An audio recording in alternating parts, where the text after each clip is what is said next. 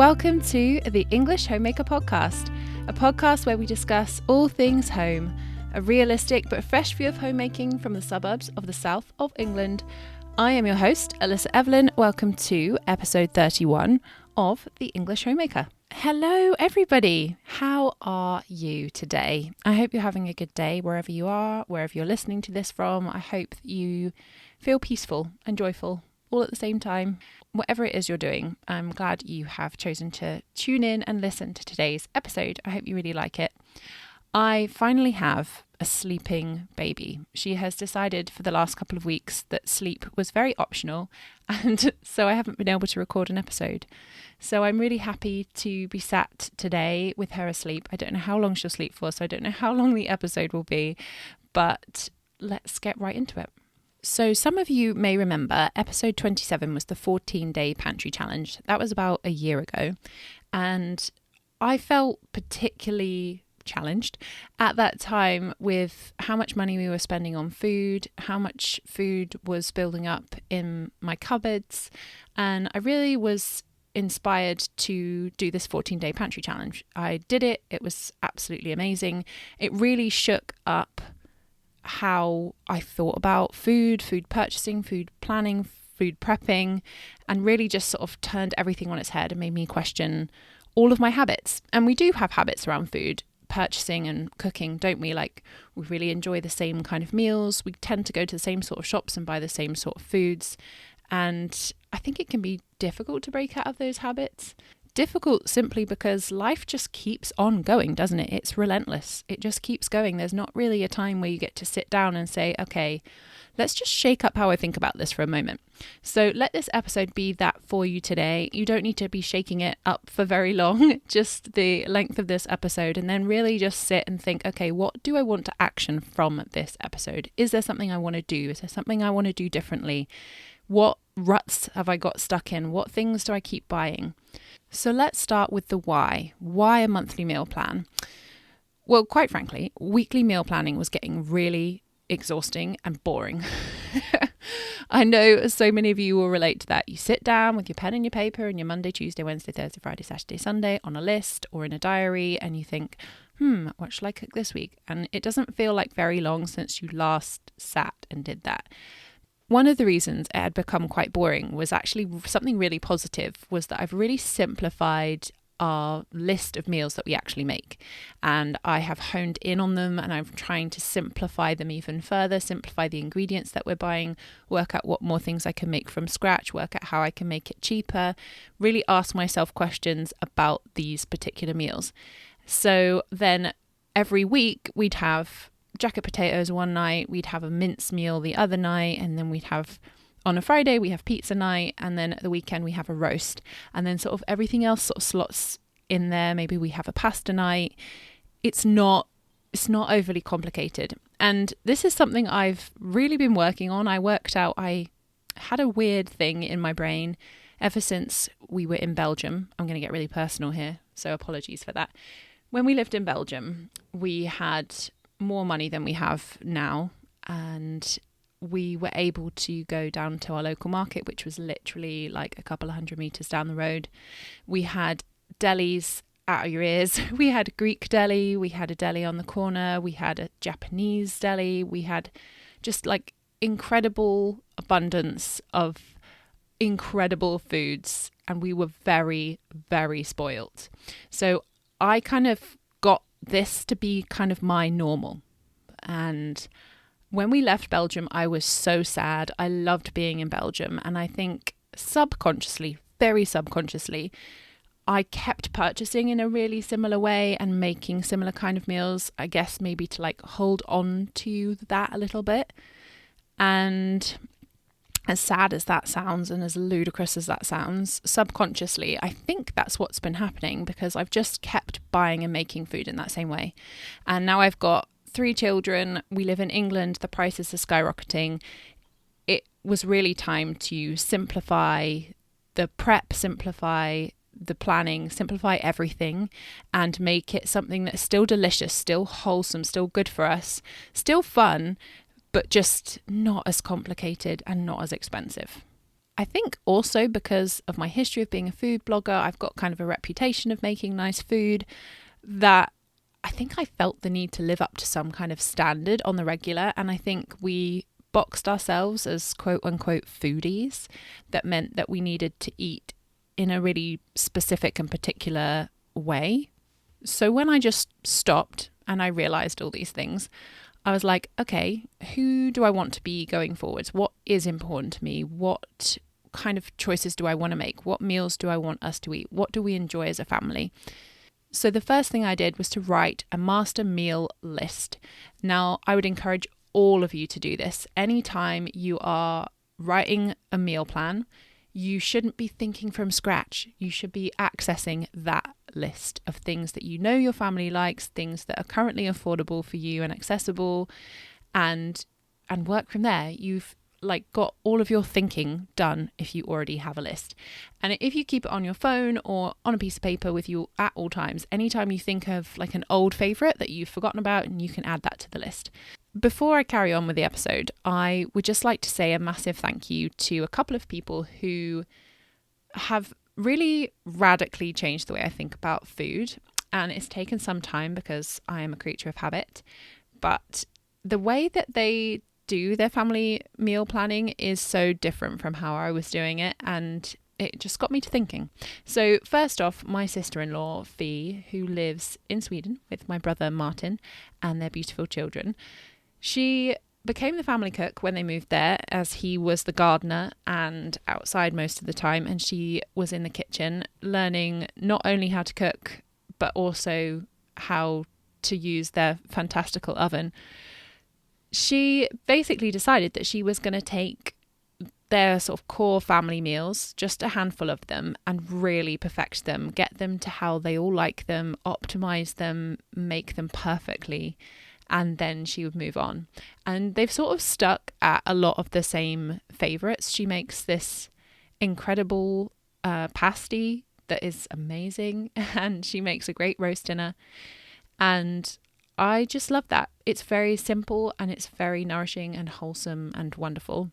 And then Kezia of The Whole Home, who has really put her foot down on the go pedal for making amazing YouTube content about how to meal prep on a budget. She has a budget of £500 for the month for all of her family. She's got a family of 5, and if you haven't seen her content, I'd be surprised. She was on this podcast, I think episode 11, and it was called Selfless Sustainability. She's just a powerhouse at creating family meals on a budget that are really delicious and, again, simple but really yummy and wonderful.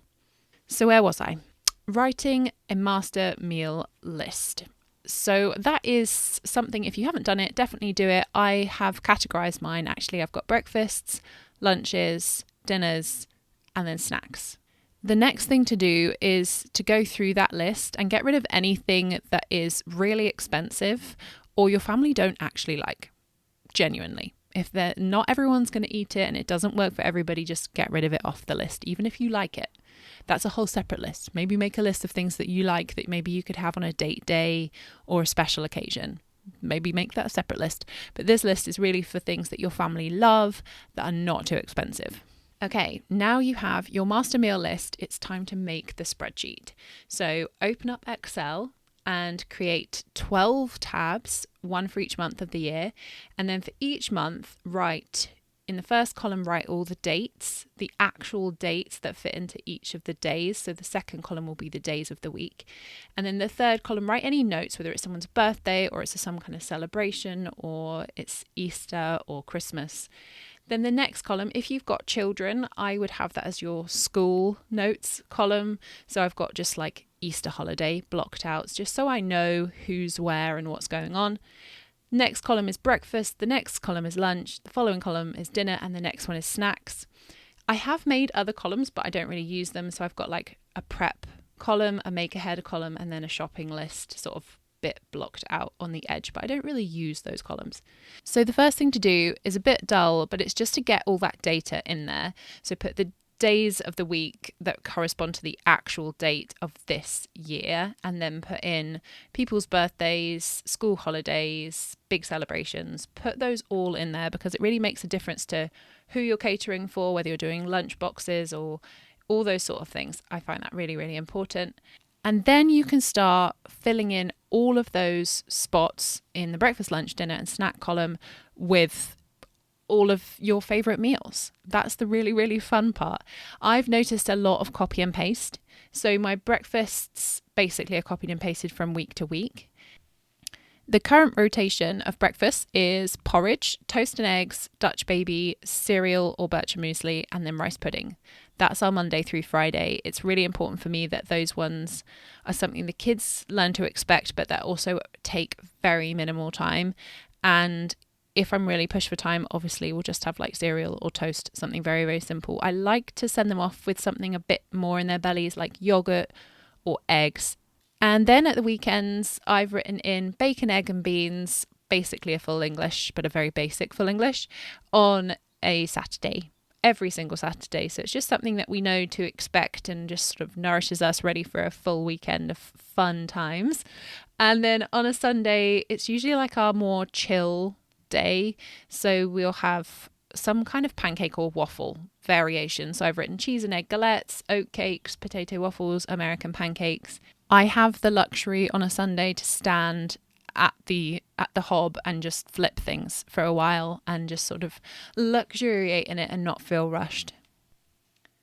So lunches are also a little bit of copy and paste from one week to the next, especially Monday through Friday. So my kids do have lunch boxes Monday through Thursday, and then on a Friday they will have a school lunch. They have Fishy Friday. We're thinking of adding in a Monday as well of eating a school lunch because they've slightly changed up the menu for summer and they've added in a panini, and that's got my son very excited. So I think we'll probably do that on a Monday, which kind of leaves just 3 days of lunch boxes.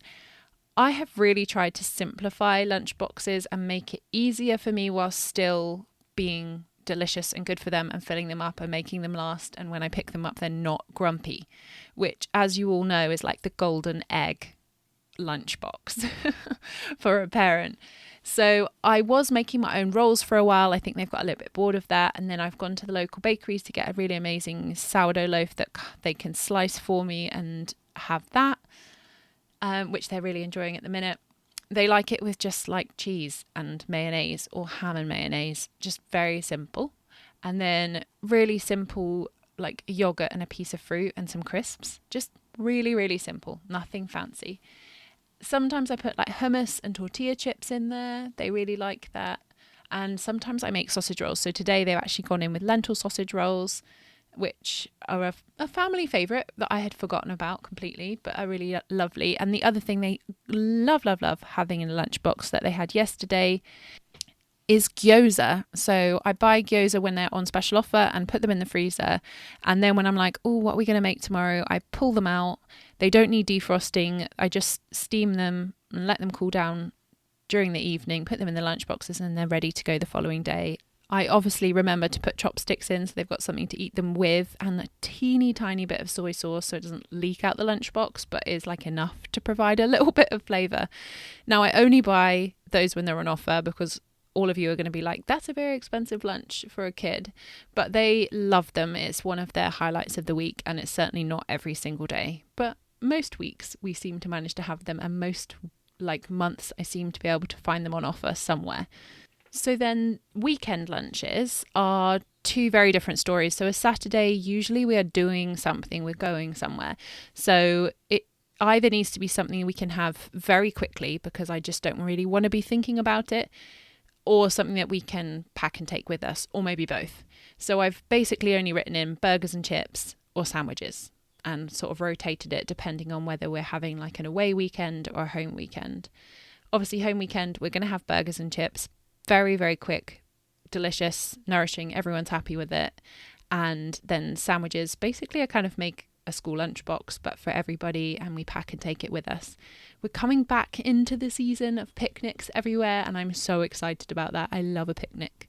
And then on a Sunday, as with breakfast, it's just something a bit more intentional and a bit slower and at home. We've got time to prep things, and it's things like roast lamb or roast chicken or a side of salmon or lamb steaks and gravy.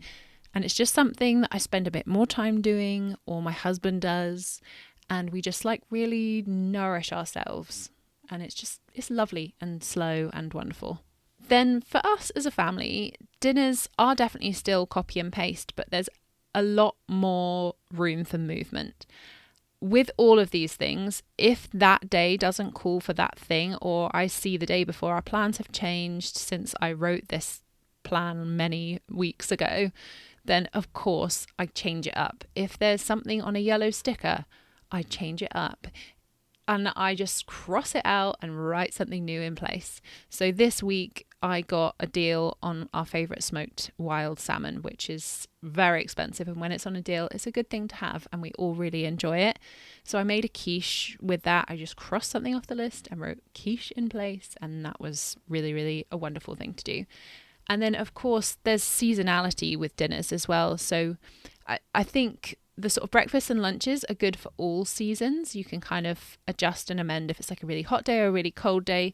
But dinners, I feel, are really, really seasonal, not just because of the produce that's available, but you want colder things in the summer and you want hotter things in the winter. And we're currently in the mid-season and thus able to kind of do a bit of everything.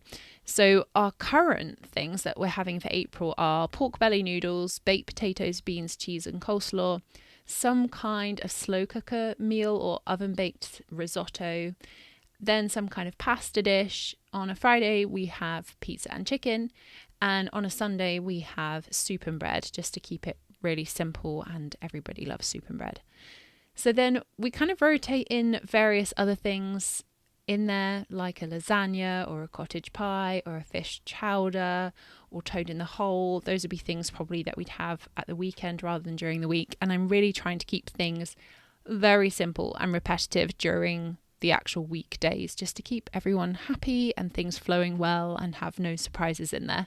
Obviously, take your master meal list, work out if there's things you want to repeat or you already do repeat, put those in there, and then just sort of dot in some of your other favourite things and know that you'll kind of get to all of the things. If you have a master meal list and you've written a big plan, if there's something very specific you want on a specific occasion, you can write it in and you can prep for it in advance.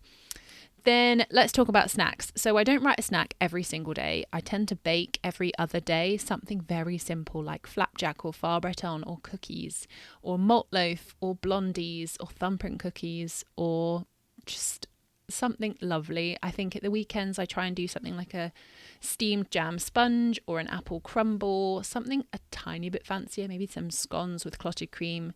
But it's always going to be something very simple that I know everyone will really love. So the final step to any meal planning, whether it's weekly or monthly, is to take a step back, have a look at it and balance it out. Something that you're not going to do when you're writing in all your favourites is think about, how does that work throughout the week? Are we getting everything that we need that week nutritionally? Now, I'm not a nutritionist, but I do believe in moderation in everything. It's a very good principle. People have been living by everything in moderation for decades, maybe centuries. I just try to keep in mind that I want to vary the protein, so have a real good mix of beans, lentils, chicken, fish, red meats, tofu, and eggs. Of course, we cannot forget eggs. Really mix that up, spread it throughout the week. One of the things we try and vary, but it does not require too much effort on my part, is to vary the fruits and vegetables that we have. The way that we do this is simply to buy a seasonal vegetable box occasionally. So we get some of those weird and wonderful things like asparagus or rhubarb that really only peak and come at certain times of year. But then also when we're going to a supermarket, we only buy from Europe. So it's usually things grown in Spain or Italy where the sun is shining and there's more chance of growing things. But there's a lot of things that grow in the UK as well, like potatoes and leeks and onions and some of those real staple things in our diet. but also to try and vary the carbohydrates on the dinners, but also throughout the day. So we might have rice one night, potatoes the next, and then bread, for example, or in my case, gluten-free toast. There's always gluten-free toast in the freezer waiting to go. There's a lot of potatoes and bread in our menu plan, but I do definitely include rice. So for example, one day might be rice pudding for breakfast, sandwiches for lunch, and then mashed potatoes with meat or fish for dinner. Or maybe we're having oat pancakes for breakfast, so then maybe we'll have gluten-free pasta for lunch and rice with dinner. So I kind of try and make that feel kind of balanced throughout the week. I do use a lot of my intuition, whether I feel like, oh, that's like quite a heavy day, maybe we need a lighter dinner, or, you know, vice versa, and just really work out, okay, if that's quite a light day of eating, maybe we're going to need a bigger snack or a healthy dessert to add to that day, and just tailor it to what your family really like. As I mentioned there, oats are a huge staple in our household as well. I kind of count those as a separate carbohydrate.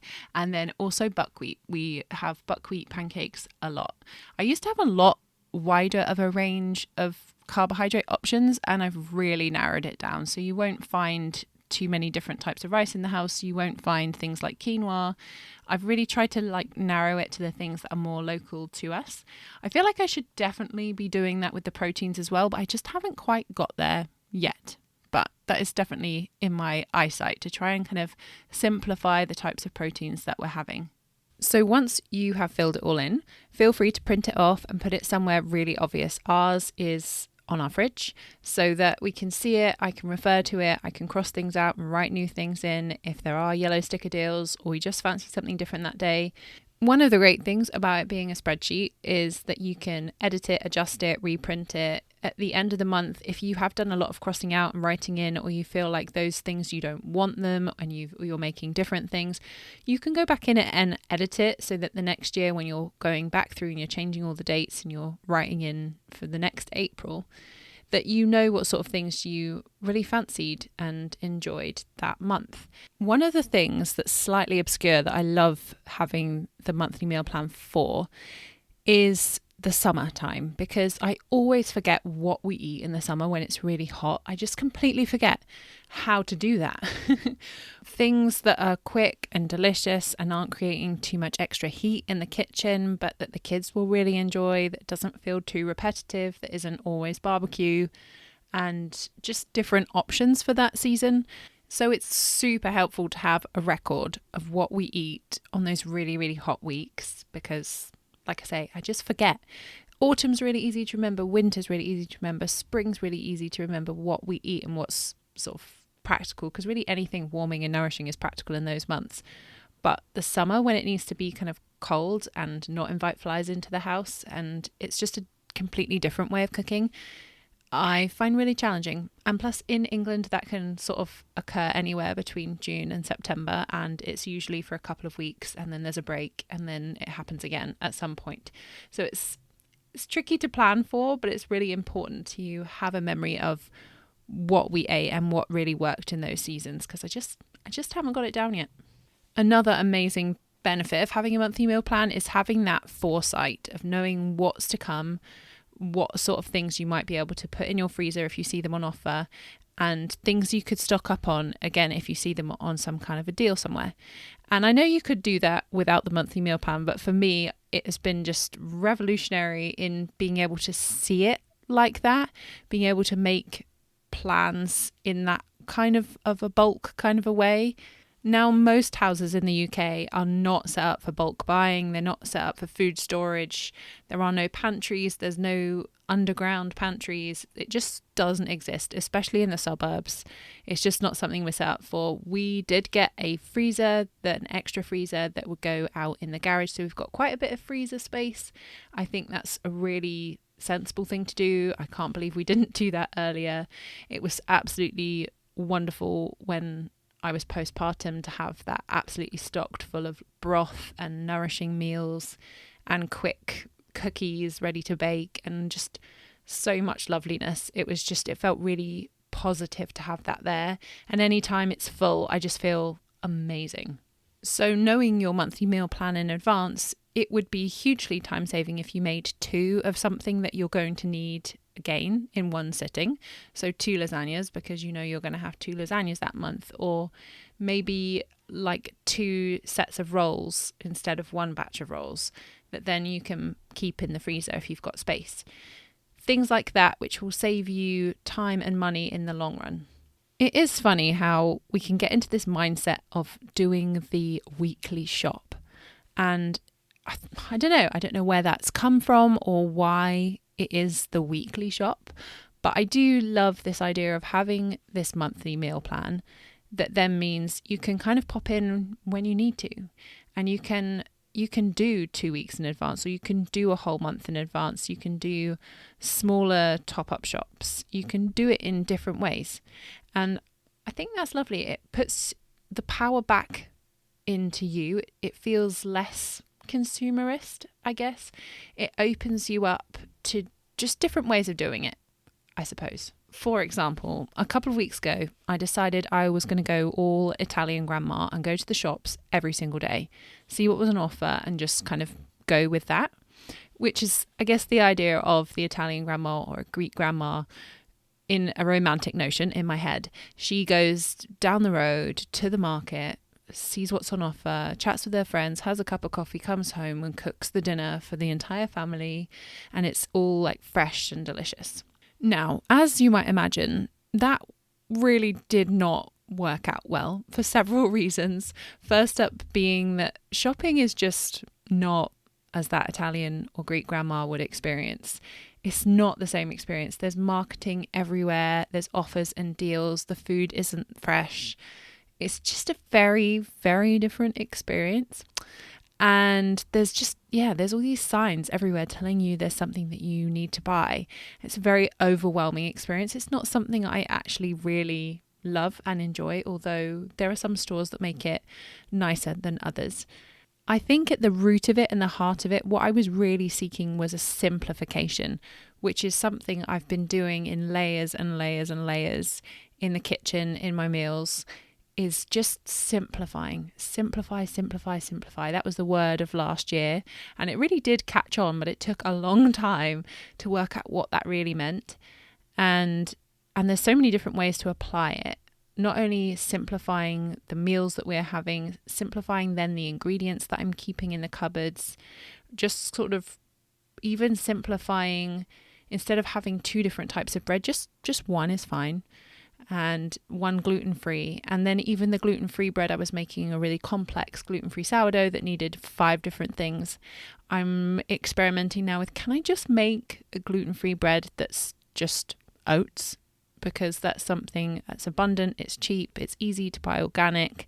I can make my own oat flour, and I have made a couple of loaves that are really nice. Then I just need 2 ingredients instead of 5.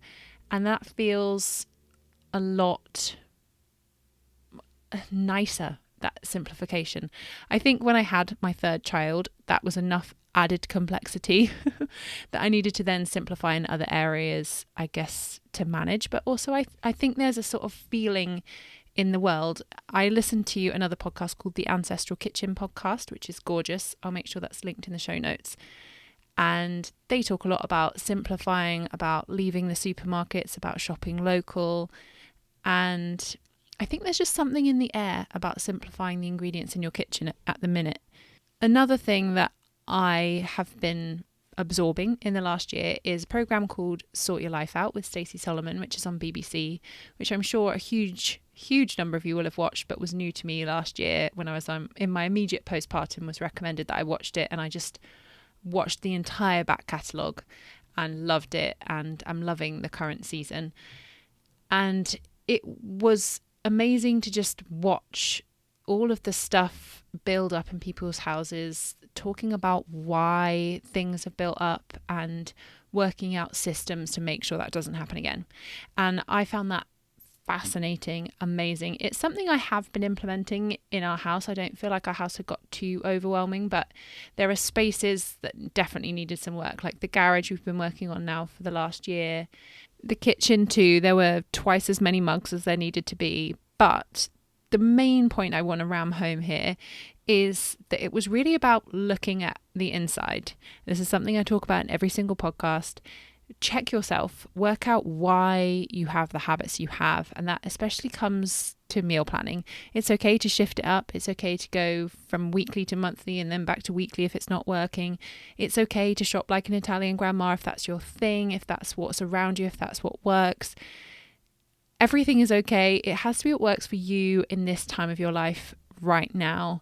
And if you're someone that has children, that now changes so often, especially if you've got tiny babies. The speed of change is just so rapid. Keeping up with it can be very exhausting, and the needs of your family are just changing all of the time. I think the most frustrating thing about the internet is that there's a huge amount of people suggesting things for different life phases. And I think there's a wisdom in knowing when to pick something up and when to put something down. And I will leave that to you to work out whether a monthly meal plan would be helpful for you now, or if this is something you're going to tuck in your back pocket for another day. But if this is something you want to do, I would encourage you to take an evening once you finish work, once the kids are in bed, and instead of watching a movie or putting on the TV or scrolling on your phone, open up your computer, open up Excel, and start that spreadsheet. So I'm going to leave the podcast there. Thank you so much for joining me on this episode. I really enjoy talking about food. I have no problem with talking about food. There's quite a lot of food episodes to this podcast. So if you're new here, go back and listen to some of the older episodes. Also, if you don't know, I'm on YouTube at the Alissa Evelyn. That will be linked in the show notes. And I've been doing a few more videos on YouTube lately, so that's been quite fun. Please go check those out. There's a few vlogs which show some of the things that we've eaten, in case that's something that interests you. And yeah, if you enjoyed this, please share it with a friend. Leave me a comment. I love getting your comments. Thank you so much to everyone that's ever left one. It means so much to me. And subscribe, follow along in whatever platform you are listening on. Thank you so much for your time, and check back in for a new episode soon. Bye.